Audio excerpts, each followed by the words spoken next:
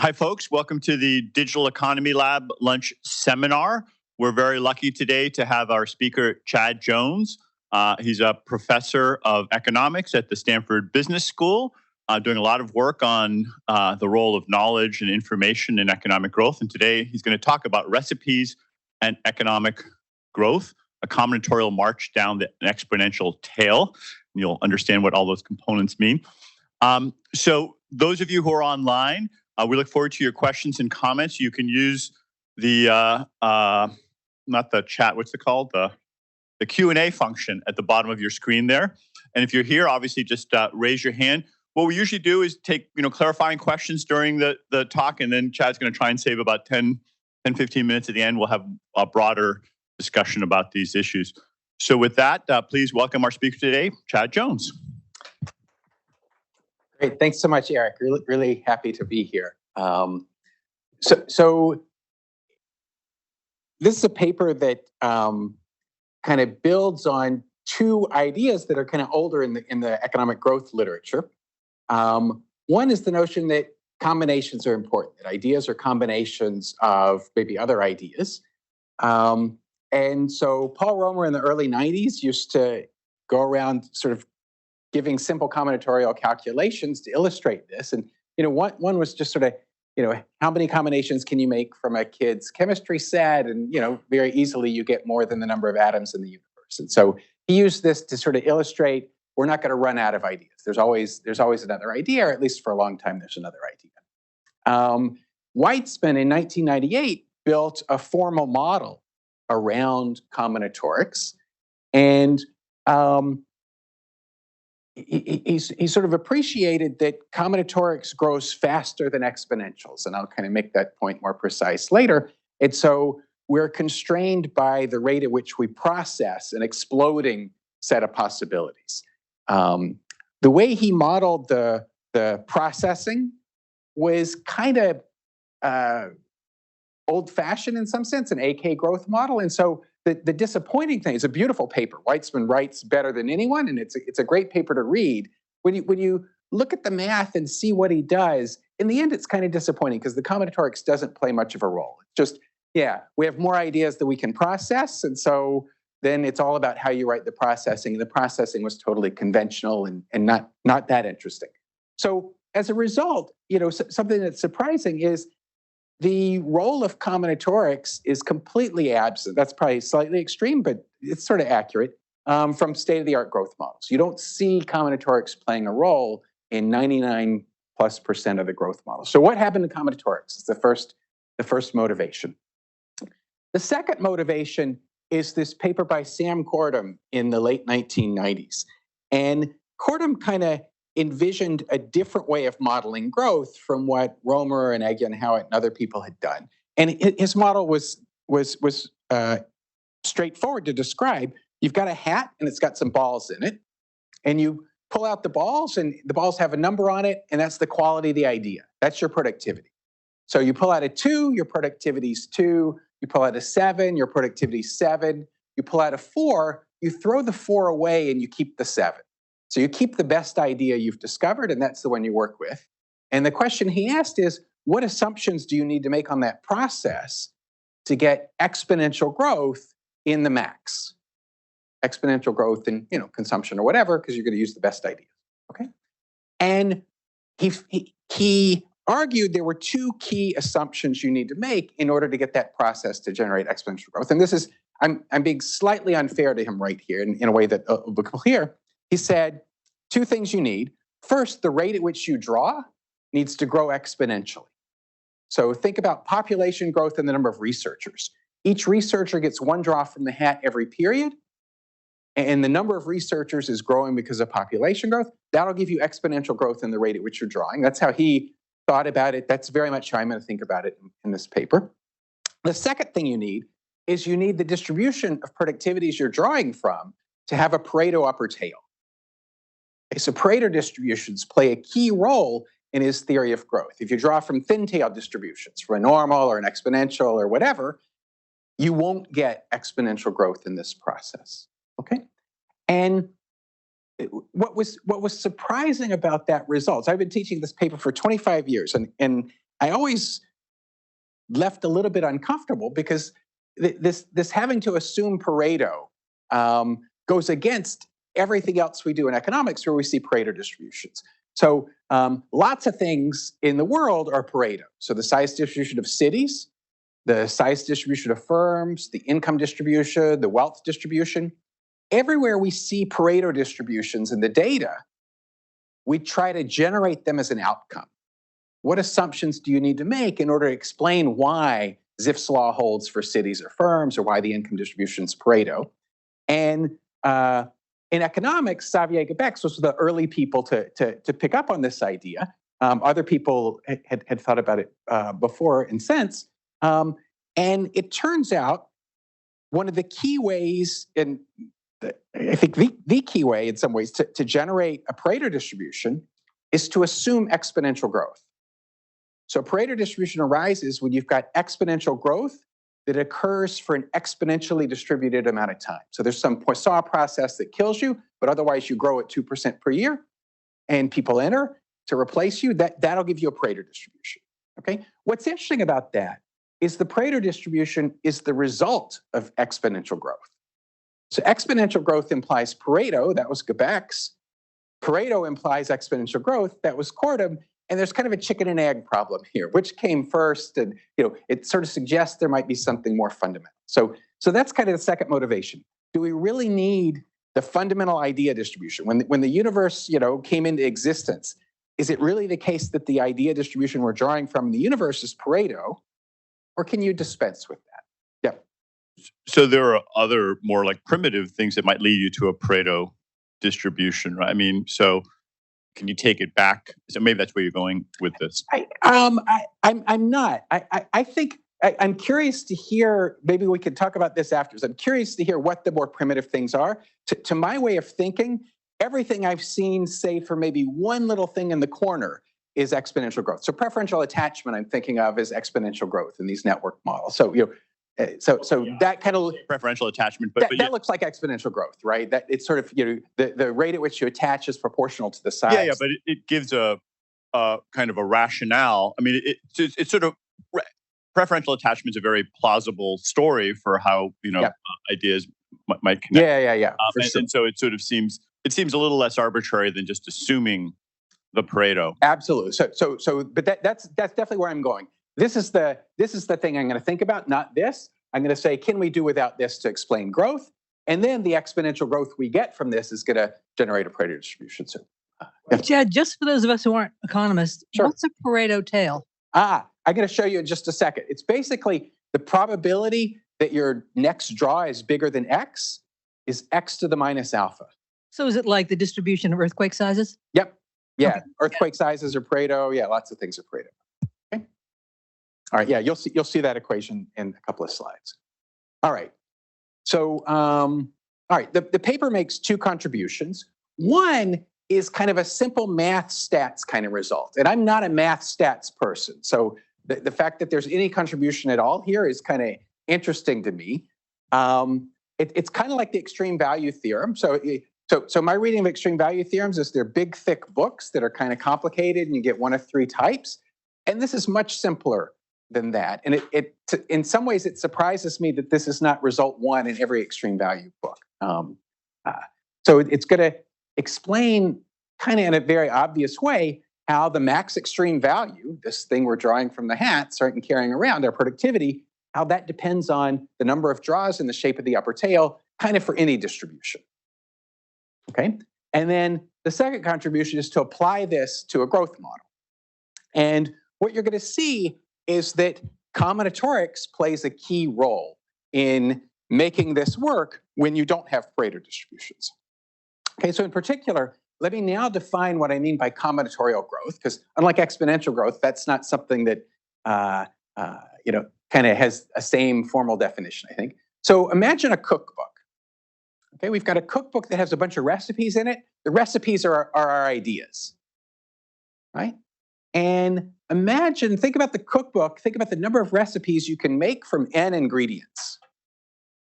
Right? So a cookbook consists of all the recipes you can make from n ingredients. Each ingredient in each recipe can be in or out of the recipe. And so it's 2 to the n, right? And this is where the combinatorics kind of comes in. I'm going to define combinatorial growth to be 2 to the n, where n grows exponentially. So it's much faster than exponential growth. 2 to the n, where n itself is growing exponentially. When I say combinatorial growth, that's what I'm going to mean. And I'm going to think of the n growing exponentially as population growth. Okay, so that's where, just like Kortum assumed population growth, I'm going to assume population growth. How important is that n growing exponentially? I mean, you could imagine n growing linear. Wouldn't that also be? You can imagine lots of things. Yeah, you're going to see exactly how important it is. In particular, let me just state this, and then I'll come to the next question. What's going to be true, this is kind of one of the key results, if you've got combinatorial growth in the number of draws, not just the number of draws is not growing exponentially, it's growing combinatorially, then draws from your favorite thin-tailed distribution will generate exponential growth in the max. Okay, where your favorite, I'm going to be very careful, not all of your favorites, but most of your favorites. So the normal, the exponential, the logistic, the gumbel, all those are going to generate exponential growth. So Pareto is not required. The tail is thinner, like from a normal. You just have to draw faster, and it turns out combinatorially fast is the right amount of fast that you need for many common distributions that we use in math and statistics and everything else. Okay? Yeah, question. Yeah, very interesting. Just to clarify something, the Acemoglu and Azar story. Yeah. Also have this combinatorial growth, but do they assume Pareto? Absolutely. So they do assume Pareto. So Acemoglu and Azar was in fact the paper that kicked this off. I've been thinking about this question for many years, and I read Acemoglu and Azar. So Acemoglu and Azar is a network model. So you've got n goods in the economy, and you could think about how to create every good using the n goods in the economy.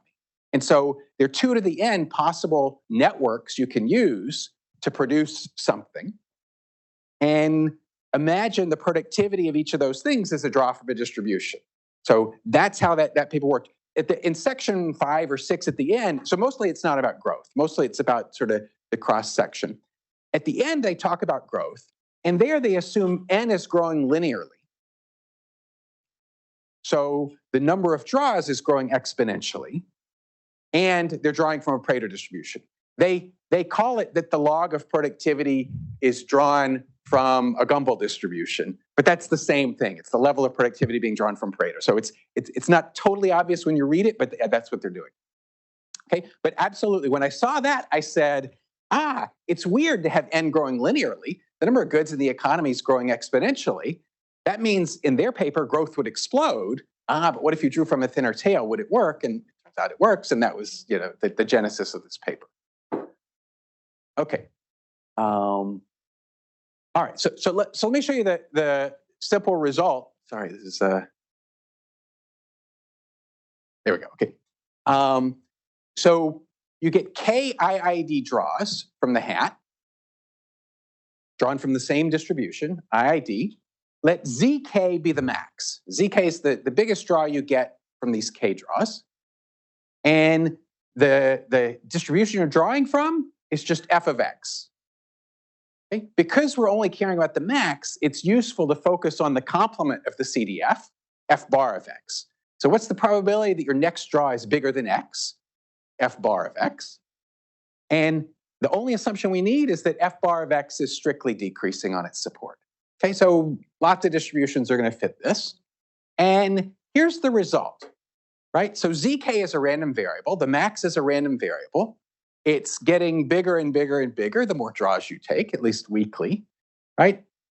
If you take the f-bar transformation of the max, what does that mean? It says, what's the probability your next draw is bigger than zk? What's the probability your next draw is bigger than the current max? And since the max is going up, f-bar of zk is going down. F-bar of zk is falling to 0. You need to blow it up by something if you want to get a stationary distribution. And it turns out multiplying by the number of draws is exactly the right way to blow it up. Okay? So the theorem is this new random variable, k times f bar of zk, and I'll talk more about the intuition in a second. That random variable, asymptotically as k goes to infinity, has a standard exponential distribution for any f. Okay, and this is where if you know the extreme value theory, it's like if it's a thick tail, it's a Fréchet distribution. If it's a medium tail, it's a Gumbel distribution. It's a thin tail, it's the inverse Weibull distribution. You got all those three things going on here. No. Here it's just a standard exponential distribution. And so what's going on as k increases, as you take more draws, the max increases. In what way? Well, it increases precisely to stabilize k times f bar of zk. Okay, so the shape of the tail, the shape of f bar, and the rate at which you draw, k, governs how the max increases. All right, so I'm going to skip in the interest of time, I'm going to skip the graph. The graph is just saying what I just said. Let me give you some intuition. I find this slide really helpful.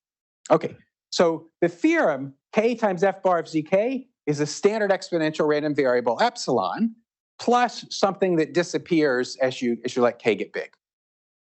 Okay, so this is just a way to write the theorem so I can do algebra with it. Divide both sides by k, and it says f bar of zk.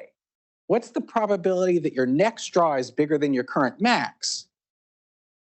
That looks like 1 over k, where it's really epsilon or epsilon plus OP of 1 over 1 over k, but it behaves like 1 over k. Particularly, the probability that your next draw is bigger than the max falls with k like 1 over k. And this is a very intuitive, kind of well-known result said this way from the theory of record breaking. So let's suppose we're looking at the record high temperature in Palo Alto since January 1st.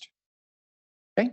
January 1st, we have no history before January 1st. January 1st, by definition, is a record. What's the probability January 2nd is a record high? Well, it's all IID here. Well, it's 50-50. Yeah, so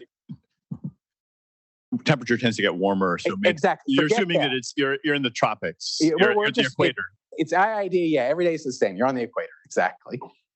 So what's probably the second's a record high? 50-50. What's probably January 3rd's a record high? 1 in 3. After k draws, the probability that the last day is a record high is just 1 over k, because they're all exchangeable, right? Everything's IID. And that's the unconditional probability. What if I tell you that January 31st is a record high? What's the probability February 1st is going to be a record high? Well, how hot was it on January 31st? You could have been, lucky, and January 31st was surprisingly warm. That's what the epsilon's doing. So this theorem just sort of says, okay, that's the unconditional. I mean, it's true for the conditional probability as well as the unconditional, and the noise sort of adjusts for how lucky or unlucky you are, in your first k draws. Okay, so f bar of zk falls like 1 over k for any distribution. So zk is going to rise like f bar inverse of 1 over k. Okay, so this sort of shows you how the rate at which k grows and the shape of the tail are really just governing the behavior of the max. Okay, proof, it's trivial. Okay, this is not a deep result at all, but it's a useful result. So, it's 2 basic lines, and in the interest of time, I'm not going to go through the proof, but I'm not that smart, and so it has to be easy. I'm going to skip this too. This is a little bit of connection to the standard extreme value theory and why does the distribution matter in the interest of time. And it's not that this is a totally new result. So here's some references, but it's surprisingly hard. If you open up one of these thick extreme value theory books and look for this result, you won't find it unless you look really, really, really hard, and it'll be like in some weird place and not emphasized. Okay. All right. So now we can start applying it to this problem. So let's go back to Kortum's 97 paper. Okay, so now you're drawing from a Pareto distribution. So here's the Pareto distribution. F bar of x is x to the minus beta. Right? The probability your next draw is bigger than x is just a power function. Power functions are ubiquitous in the growth literature. If you want steady state growth, you kind of need power functions. So it's not going to be surprising that power functions played a role in Kortum, and they're going to continue to play a role. Okay, so probability your next draw is bigger than x is x to the minus beta. Apply theorem 1. K times f bar of zk is that epsilon. Plug in for f bar. So k zk to the minus beta, and solve for zk. What does the max look like as a function of k? And what you get here is the max divided by k to the 1 over beta is a standard exponential random variable raised to the power negative 1 over beta. A standard exponential raised to the -1/beta power has a fresh A distribution. So that's where fresh A comes in, for example. I don't care about that. What I care about is if you take the max and divide it by k to the lower beta, it becomes stationary. Okay? And so the max grows at the rate of k to the 1/beta. And so if k is growing exponentially, remember that was Kortum, the number of draws rises exponentially, then the max grows at the growth rate of draws divided by beta. What is beta again? Beta is how thin is that Pareto tail, right? I like to think about that as the rate at which ideas become harder to find. Right? Really thin tails, it's hard to get anything bigger than 17. Thicker tails, it's easy. Right? And so exponential growth in the max comes from exponential growth in the number of draws deflated by the rate at which ideas get harder to find. That's Kortum. Okay. Well, now let's try it with other distributions. We can just pick distributions and start plugging them in and seeing what happens. So a natural thing to do next is the exponential distribution, right? So here the tail was a power function.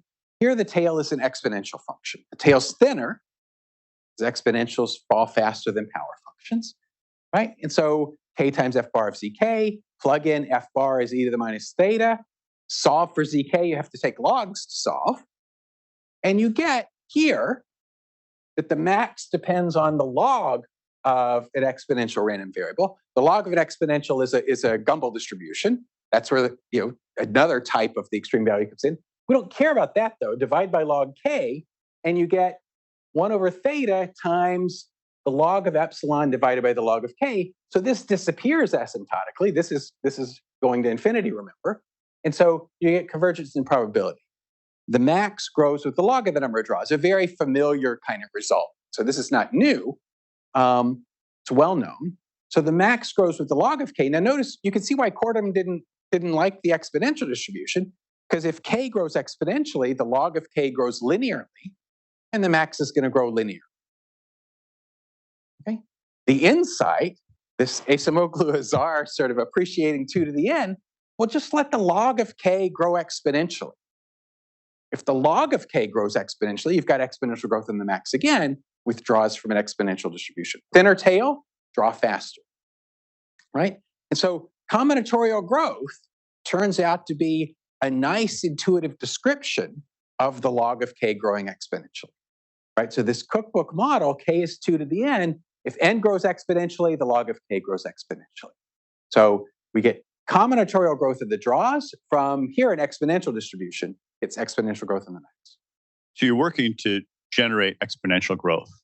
Is that motivated by some empirical belief that growth has been exponential over some recent period or something? Or like, you could imagine some people think that growth has been linear or that it, some other function, but you want it to be exponential. Yeah, so the classic stylized fact in the growth literature is that exponential growth at a constant rate, stable over time, is a good description of some mini economies. My favorite example, US GDP per person for the last 150 years on a log scale looks like a straight line with a slope of 2%. So the US economy for 150 years has grown at 2% per year. And so we want a model that's able to generate that kind of result. And that's where this obsession in the growth literature with exponential growth comes from. We see it in the data.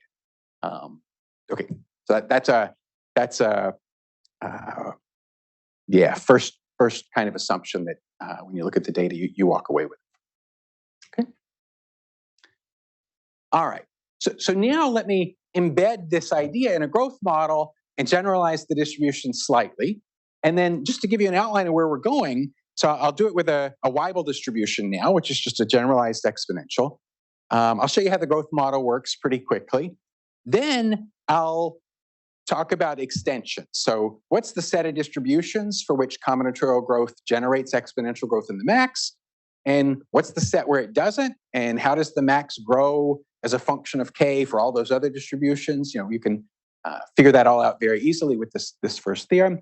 And then a very important thing happens, which is I got to that point in doing the research, and even I was beginning to wonder, am I just playing math games? maybe this is all observationally equivalent. We don't really observe ideas that easily. Maybe I'm just playing math games and there's nothing really going on beyond math games. That turns out not to be true. So the last part of the paper, I'm going to show you some data, and you'll be convinced without doing any statistics or econometrics. It's look at the data, look at the trends, and you're convinced this combinatorial model is at the very least something we want to take seriously and much better than the Pareto model. Okay? You can argue your way around it if you want, but it's pretty hard. The data really likes the combinatorial model in a way that's totally obvious. You don't have to look hard at it. Okay? So it's going to have strong empirical predictions as well. Okay. All right. So the growth model, this is the cookbook metaphor is going to be a really helpful metaphor for the growth model. So we've got a cookbook that's a collection of K sub T recipes. The number of recipes is changing over time potentially. At a point in time, researchers have evaluated all the recipes that can be made from N ingredients. Okay? Each ingredient, again, can be in or out, or you could think about the sum of the different combinations. N choose K, add up, right? Pascal's triangle and the sum of the rows, right? All of these things give you 2 to the N. So combinatorics plays a key role in kind of thinking about the cookbook. What is research here? Research is learning the productivity of a recipe. Okay? And the way I'm going to model research is important, and there's going to be a question that's raised by that I'll come back to. Okay, so suppose each researcher, a simple model of research is each researcher can add alpha ingredients to the cookbook every period. Okay, suppose alpha is 1 over 1,000. It takes 1,000 researchers to add a new ingredient to the cookbook. And what that means is to evaluate all the recipes that can be made by combining the existing ingredients with this new ingredient. Okay, so imagine we start off and I've got corn and tomatoes and rice and chicken. Right, so 4 ingredients, I can make 16 recipes, and that's my cookbook. Okay, then a researcher adds cilantro to the cookbook. Right, we now double the number of recipes. You can add cilantro to all 16, so that's 16 more recipes. Right, and that's what research is here. Okay? A subtlety that should bother you, that probably does bother you, is okay, that's fine when we're going from 16 to 32 recipes in the cookbook. But what about when we're going from 16,000? Suppose we've got 16,000 recipes in the cookbook and we add mole, right? Now we're adding 16,000 more recipes to the cookbook. Right? So sure, one researcher can evaluate 16 recipes, but can one researcher evaluate 16,000 or 160,000, 1.6 million, right? We're asking these researchers to evaluate an exponentially growing number of recipes in order to add one ingredient to the cookbook. And you might be bothered, can researchers really do that? Okay? I'm going to assume they can. I'm going to explore the implications. And then when I get to the data section, I'll argue this fits the data. So it's got that going for it. And I'll comment on that question. But I admit from the beginning, we're asking our researchers to do a lot here. You might be bothered. Yeah, that's important. Okay. With this law of motion for the ingredients, the NDT is alpha times R. If R is growing with population, then so is N. So the number of ingredients we're adding to the cookbook is growing with population eventually. And so we've got 2 to the N recipes with N growing exponentially. So we're building in combinatorial growth in the number of draws. Yeah, Jed, do we care about how tasty the recipe is? Absolutely. And do we care about, if some ingredients like corn is really valuable, but cilantro not so much? Yeah. So the productivity, the draw that you get from this distribution is how tasty the recipe is, right? And most recipes aren't very good, right? So when you combine gasoline with mole and tortillas, that's not a very good recipe, and so it has a very low draw. Most things have a low draw. And like, imagine you're drawing from a normal distribution, right? And imagine we're 3 standard deviations above the mean, right? It's really hard to get a draw that's more than 3 standard deviations above the mean. Most of your draws are going to be crummy, So most things aren't going to be very good, and it's that rare event that you get something that exceeds your current max. So does that make the cognitive problem easier for me if I'm the researcher? That's that you're thinking along the right lines. So chess players have to evaluate an exploding list of moves and pick the best move, and the best ones are stunningly good at sorting through this exploding list of possibilities to pick the best move. So maybe researchers are too. That's kind of a one response right here. Just a question about the ingredients. So these ingredients are treated as symmetric with respect of their importance to the recipe. If we introduce some asymmetries, do we have some novel results out of that? Yeah, I think it's possible to do more. So everything's IID here, for example. That's another version of your asymmetry. What about correlations? You might think that, yeah, things that involve semiconductors are particularly good, and things that don't might be less. So everything I've got is IID and treating everything symmetrically. These extreme value books, when you look at them, the first 300 pages is the IID kind of symmetric case, and then maybe at the end they'll have some stuff on correlation. So I think you can do stuff with correlation, but that's not what I've done. But yeah, and then a question right behind you also. I guess a similar question about the IID, and maybe what researchers do is not just generate alpha ingredients, but generate better ways of searching for those ingredients or better ways of combining the ingredients. Yeah, absolutely. Do you come up with machine learning methods that help you sift ingredients and evaluate them more quickly? That's an intriguing thing to think about. It's not going to be here, but I have a paper on AI and growth a couple of years ago that Eric and I were just talking about. And if machines can produce ideas or even make you more productive at producing ideas, that can help in important ways. So this relaxing the population growth assumption here that I've just sort of assumed that can push along that margin in a way that's useful and interesting. Okay. Right, a little bit. I mean, this is going beyond the scope, but I mean, as you started up motivating with Weitzman, that you kind of run. I think the combinatorics get so big, you get overwhelmed. Then sifting through becomes important. One could imagine that there's research on better methods to sift through, and that the new ideas are ideas about how to sift through ideas. Yep. Not to be too meta about it, but ultimately, it seems like that's the direction that becomes increasingly important as the You might be worried about the ability of researchers to evaluate this exploding set of possibilities, and technologies that help you do that could be an important ingredient here. So I'm punting on that. I'm just assuming they can do it, but I agree that's an interesting direction to explore here. Sure. Okay. Okay, let me skip that. So here's the economic environment, and this is sort of the entire world that this model lives in. Here are all the equations, all the unknowns. In the interest of time, I'm not going to go through this in detail. You can imagine one can construct a growth model where things hang together based on what I've told you. What I do want to say is I'm moving to a Weibull distribution now. So with beta equals 1, this is just an exponential. But now I'm saying, okay, put a beta there. Now you're drawing from a Weibull distribution. So it's still an exponential tail. So the title of the paper, Combinatorial March Down an Exponential Tail. Exponential tails and combinatorics are the things that go together. I'll talk about a little bit more about why later, but the exponential tail is important here. I've generalized the way you add ingredients to the cookbook. Not especially important for now. Okay, let me just, you've still got exponential growth in the number of ingredients based on population growth here. L is the number of people. Okay, I do want to talk about the Weibull.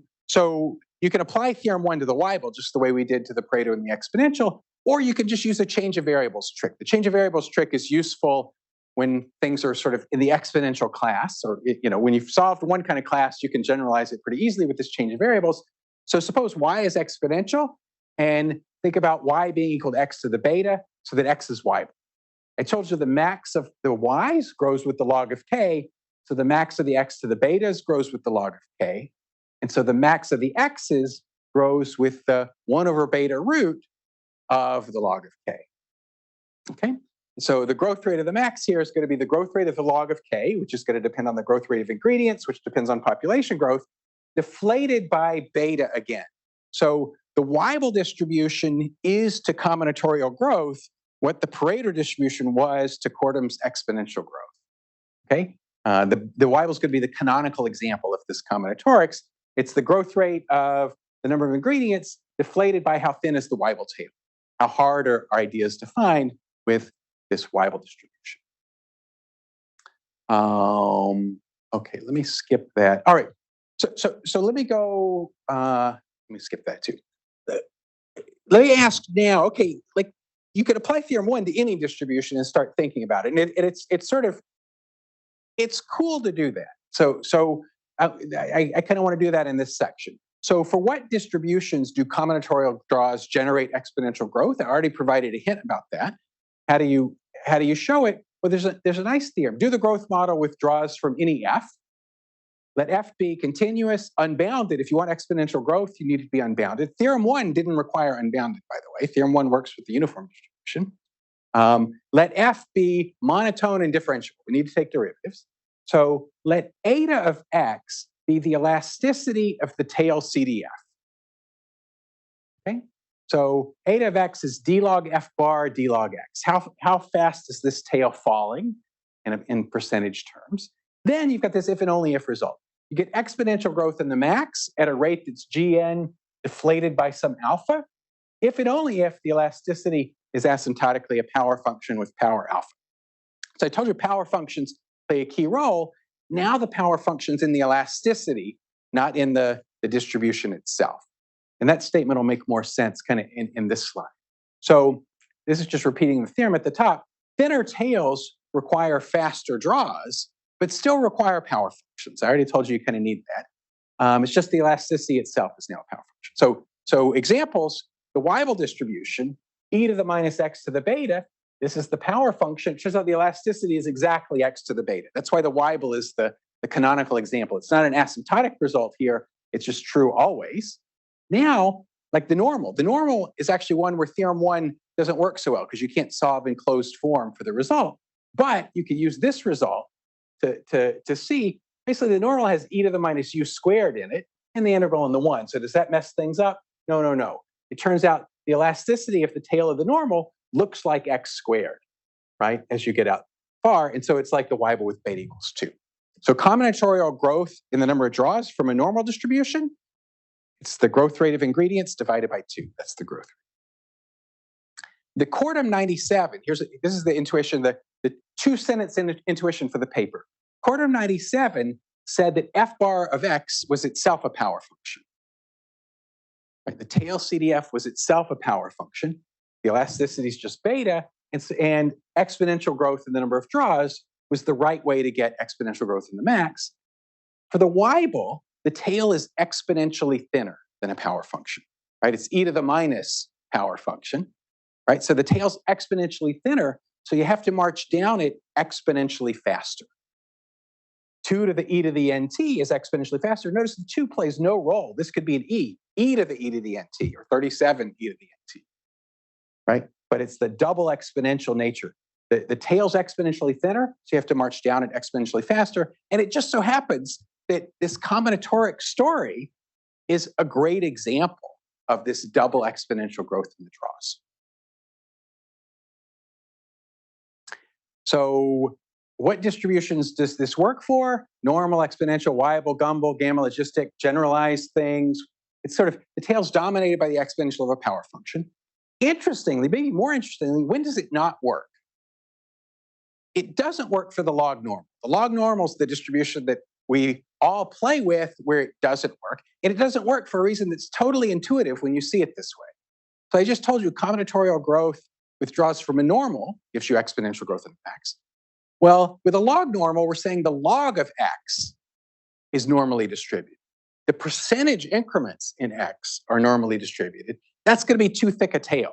You can't, in the growth literature, percentages versus units, you can't go back and forth. If it works for one, it doesn't work for the other. So this tail is going to be too thick. Another version of this, growth could be even faster. Another version of this, suppose the log of x were drawn from an exponential. Well, the log of x being drawn from an exponential is just another name for the Pareto. So combinatorics works for exponential. It can't work for log exponential, because it doesn't work for Pareto. It would explode. Okay, how am I doing? All right, a few more minutes. So here's a table that you probably wanted from right after I showed you theorem 1. Here's a bunch of distributions. There's the CDF, and there's how zk grows as a function of k. Right, so I told you with the exponential grows with the log of k. The gumbel is e to the minus x, a double exponential. You might have thought, oh, that's going to screw it up. But no. The gumbel has an exponential tail. E to the x is 1 plus x is an approximation. And so it also grows with the log of k. The Weibel is the 1 over beta power of the log of k. The normal is the 1/2 power of the log of k. The log normal grows with the exponential of the square root of the log number it draws. If you told me the universe was log normal and I had to generate exponential growth, I'd say, okay, the log of k has to grow with t squared. So the square root of t squared is t, and then the productivity, the max is growing with e to the t. Right, so that would be reverse engineering. You need the log of k to grow with t squared. The Gompertz distribution is a thin-tailed distribution that demographers use to model life expectancy. Right, it's really hard to live past 100. It's hard to live really hard at 110, 120, almost no one. But the Gompertz is unbounded, but a really thin tail. And it turns out with this really thin tail, you can see e to the beta x, but no, this one grows with the log of k. Right, so the combinatorial growth model where the log of k is exponential, this would give you linear growth if the ideas we're drawing from were Gompertz. And then, yeah, I don't have time to talk about this, but there's something else interesting. Skip that. Okay, so finally, let me talk about evidence. Because again, when I got to this point in the paper, even I was wondering, okay, this is fun math games. There's no doubt, but is it just math games? And no, it's not. The combinatorial model fits the patent data much better than the Pareto model, than the Kortum.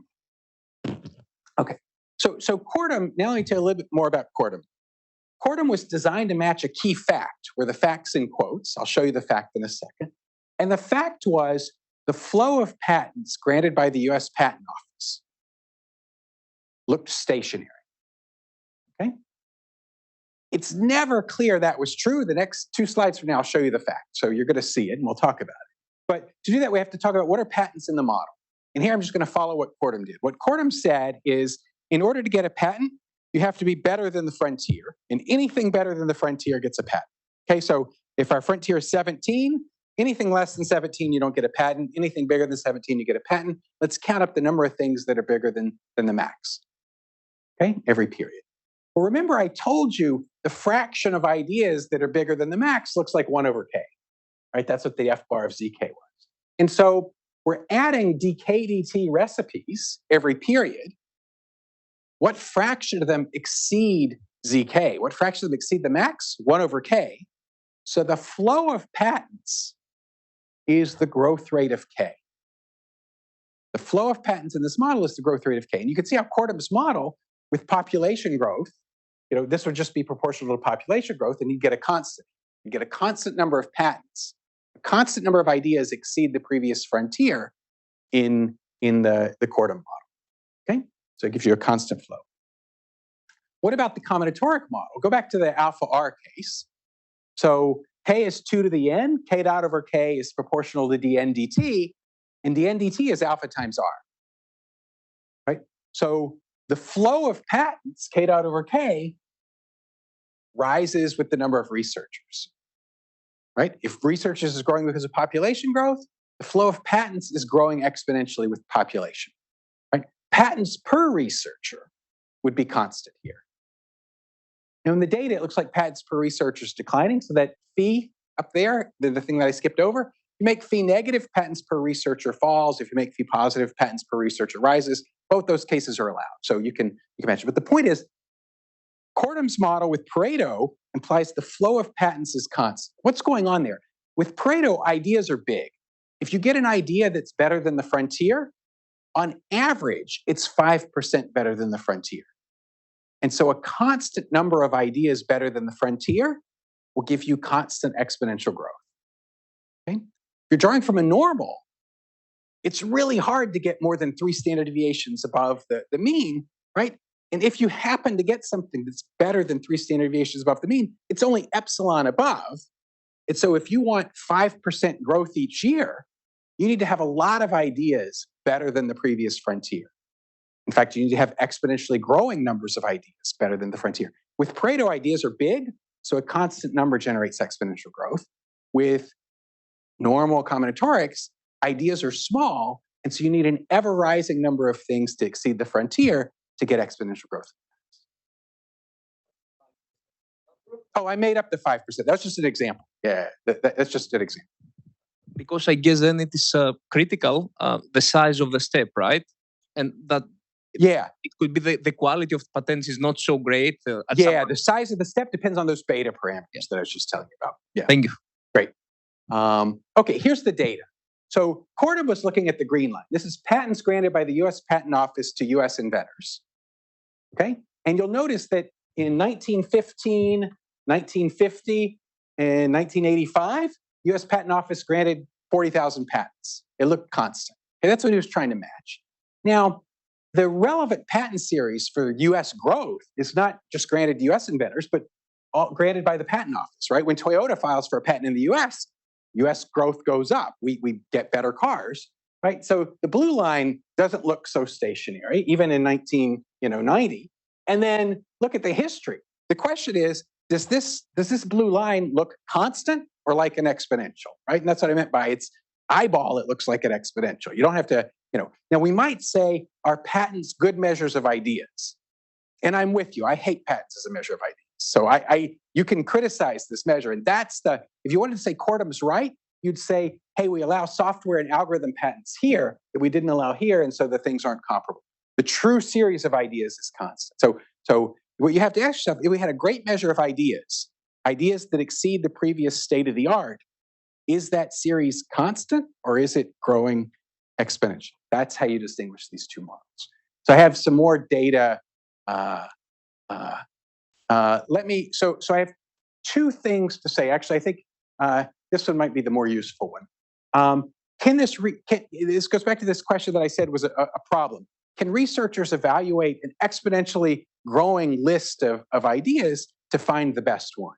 I gave you the chess player story. There's a great quote by Henri Poincaré where he's talking about math theorems. And he says, he's talking about combinations and everything. And he says, look, of course, the number of possible theorems you could prove is growing combinatorially, but we don't waste any time on those. We just intuitively focus on the good theorems. And so we can throw away the bad ones automatically. And that's kind of the spirit here. Notice what I told you when I gave you the patents. The number of good ideas per researcher is constant. So sure, the number of bad ideas is exploding, but the number of good ideas per researcher is constant. So maybe the good researchers can focus their attention on the good ideas, and then it's less surprising. But this machine learning thing helping us sift is possible too.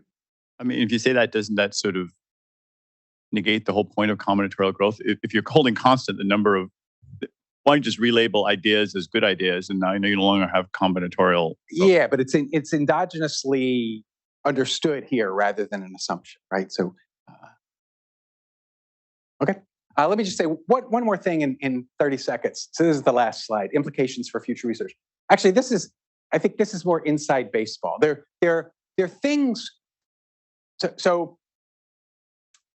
yeah, cross-sectional heterogeneity of firms, and markups, those things this combinatorial model doesn't do so great on. And Kortum gave us 3 things, and combinatorics gives us 1 thing. And so it could be that we were wrong to rely on Kortum for these other 2 things, and we need a new theory. But that's inside baseball. Let me stop there and open it up for more questions and comments. And thanks for what you've already asked. I have a question. Let me go back to a question I brought up earlier about, a lot of this was seeing what it would take to get exponential growth.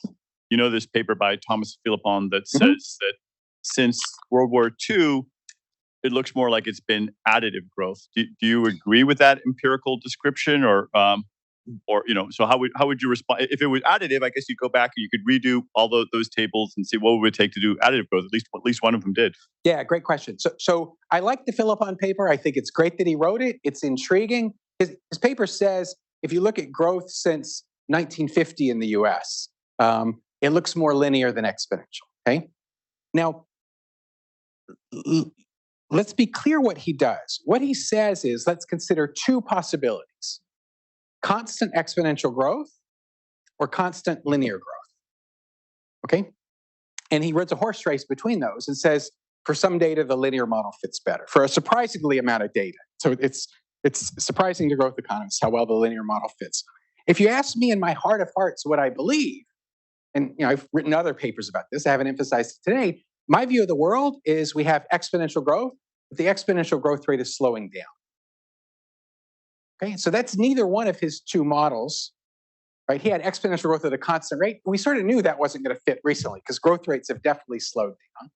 Linear growth builds in exponential growth rates slowing down. So in some ways, it's not that surprising that it fits, and it fits better than the other thing because the other thing had exponential growth rates not slowing down. So my view of the world is that the exponential growth is still the right way to model it and think about it, but that we have to understand why exponential growth rates are slowing, and that's an interesting question. But he's definitely moved my posterior a little bit more in the direction of these things. One thing to say is when you look at the history of the world, you see these exponentials all over the place. So when he has to explain the history of the world, he says, okay, the linear growth rate increased. And then it's like, okay, we know a line can locally fit any curve. And so, yeah.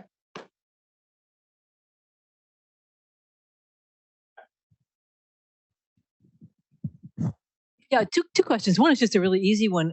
It's growth in what? In employment, GDP, inflation adjusted, sort of what's growing? And then the second question is, if you were speaking to executives or policymakers, they wouldn't be like following this. So what would you just say to them? What's the implication for real life people? Sure. So first of all, when we talk about exponential growth, we mean growth in living standards. So GDP per person or consumption per person. Like, how much do I get to eat? That's the thing we're talking about when we talk about exponential growth. Other things as well, but that's why if living standards, when I said US growth at 2% per year for 150 years, it's GDP per person. Why have living standards risen at 2% per year for 150 years?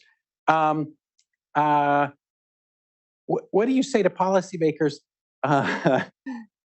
So this is not a paper that necessarily I would present to policymakers. When I talk with normal people and not growth economists, I guess the things we talk about are things like why are growth rates slowing down? And there's a hint of that here. Remember, growth rates are proportional to population growth in this model, in Kortum or combinatorics. So in the long run, growth occurs because of population growth, and that may puzzle you. Growth in income per person occurs because of population growth. That, even if it sounds weird, that's Paul Romer's Nobel Prize. Okay, that ideas are different from everything else in the economy in that they're non-rival or infinitely usable.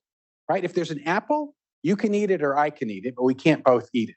Right? If we're talking about a new COVID vaccine, 8 billion people can technologically benefit. It's feasible to have 8 billion people use the idea simultaneously. And so ideas are different. Income per person depends on the aggregate stock of ideas. And aggregates are easy to make grow. Think about what happens to the stock of cars in the US. Well, if the number of auto workers is growing, the number of cars grows. Does cars per worker grow? That's a different thing. But the number of cars, we can get aggregates to grow easily. That's why here, the growth rate of ideas depends on the growth rate of researchers, which depends on population. And so that connection is pretty intuitive. So why are growth rates slowing down? Population growth rates are slowing down. If population growth rates are even turning negative, what does that imply about the future of growth? I said we had this 2% for 150 years. It's not a law of nature that that's going to continue. And thinking about why it might slow or why it might not slow. Can AI create ideas replacing the people? Those are all things that are sort of closer to the policy. Well, let's ask you to pick up on that last thing, since this is the digital economy seminar. So following up on Kathy's question, so what could policymakers or researchers or others do to increase the growth rate and the growth rate of ideas? And you just hinted at whether or not we can increase the population of intelligent beings that are creating ideas, even if they're not all human. Yeah. I think I would, maybe like all things, the answer is more complicated than the 30 seconds I gave it before. So I would say you first want to ask, is there a reason why markets get things wrong? Maybe you don't want to interfere because maybe the markets give us the right outcome and maybe things should be slowing down. And I think on the idea margin, it's really obvious why markets don't always get things right. There are lots of externalities from ideas. You create an idea, and that helps a bunch of other people create new ideas, for example. And so we understand that the Adam Smith view of the world doesn't work when you're thinking about ideas. That was another sort of Romer contribution. So there is scope for institutions or governments to come in and think about how to make things better.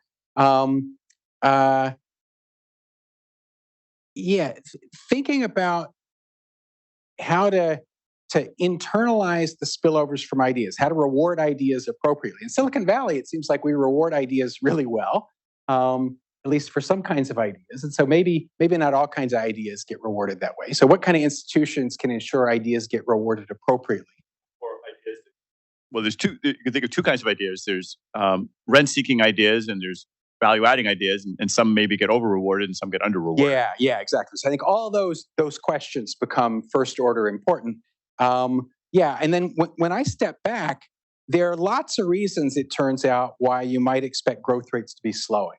So in the 20th century, rising educational attainment, if you do the accounting, basically we added a year of education per adult every decade. Right? The 20th century was a century of education. If you do the math, that works out to about 0.5 percentage point of growth a year, but educational attainment has kind of leveled off. And so that's 0.5 percentage point of growth that's not going to be there. Is that okay or is that not okay? That's something worth thinking about.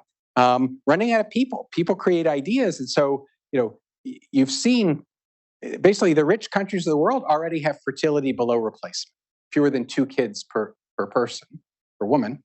And that could lead to a very different world. So one way to think about the model I just showed you today, and the models I've played with most of my career have been models where exponential growth in people, because of population growth, gives you exponential growth in living standards. So we fill the solar system, we fill the cosmos with people with living standards that go off to infinity exponentially.